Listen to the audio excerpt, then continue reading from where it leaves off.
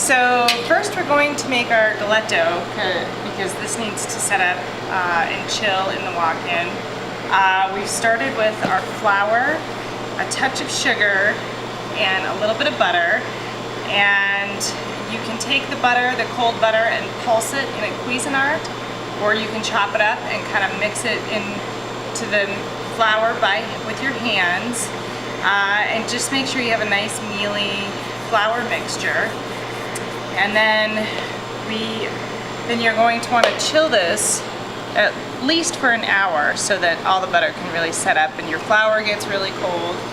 If you're in a hurry, the chilled butter, you can, as long as your butter is chilled, it's fine. But I like to give the flour that extra chilling time.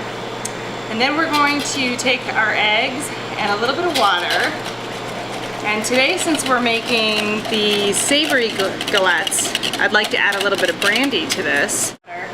And then we're going to add a few splashes of brandy. We'll give it that extra zing. And alcohol will bake off, but it'll give your dough a nice flavor. You can always add vodka or some form of vinegar. I usually like the apple cider vinegar. I usually will just mix this by hand. And I mix it kind of slowly. I won't pour all of my liquid in there until I can feel the consistency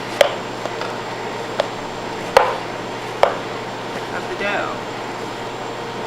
You still want it to be a little bit crumbly so you have that nice crispy galette crust.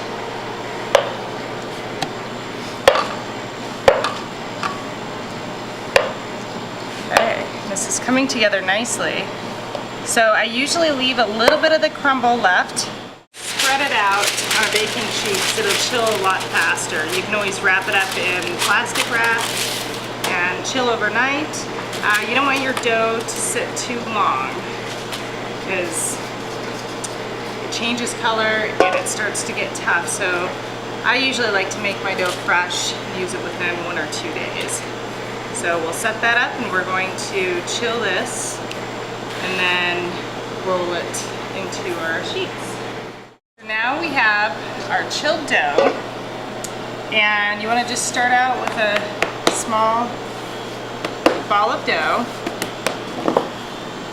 a little bit of flour, just going to roll it out. The beauty of a galette is that it's a free-form tart, so you don't need tools or equipment or anything like that. You just need your hands and a rolling pin. And I made a lot of the rustic tarts and galettes and pot pies when I was working in France. I was working for a hot air balloon company traveling around, and we had very limited utensils. So I was able to survive on doing everything freeform. So I'm going to let that set up a little bit. So I have my mise en place for my savory galette here. We have the caramelized onions. You just slice those thin and saute them on low for probably about 20 minutes to about a half an hour. They'll take a little while to get that nice color. And I generally like to finish them off with a little bit of brandy or red wine. And if you are having a difficult time getting that color on them, add a little bit of brown sugar. It'll caramelize them. And then we have red wine poached figs, which you can chop up into small pieces or slice. Here we have them sliced. And then these are just poached in red wine. And that will soften them up. It'll give it that nice red wine flavor. And then we have our goat cheese. This is an applewood smoked haystack goat cheese, which will be delicious on top. So we're going to start with our pastry. And let's see, I think we'll start with our caramelized onions on the base. Spread these around. And you can make these tarts with anything. You can have meat in them, any type of cheese. You always want something that's creamy though. We're gonna spread out our filling out to the sides and then add our figs. You wanna get a little bit of that juice from the poached figs in there. So you have a little bit of moisture.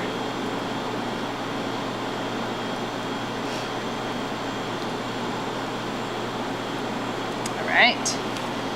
And then our goat cheese. Just going to crumble this on top. And now we just want to wrap our pastry around and just make a little purse out of our galette. Seal everything in there. And these are rustic. They don't need to be perfect. If you want a perfect tart, then put it into a tart shell. But the beauty is the rusticness of this. And then we'll give it some egg wash, which will seal it and give it some really nice color. Okay. And then I like to sprinkle my galettes with either some Parmesan cheese or cracked black pepper or some kosher salt or sea salt. Gives it a little extra shine and a little extra flavor. And we'll put this in the oven.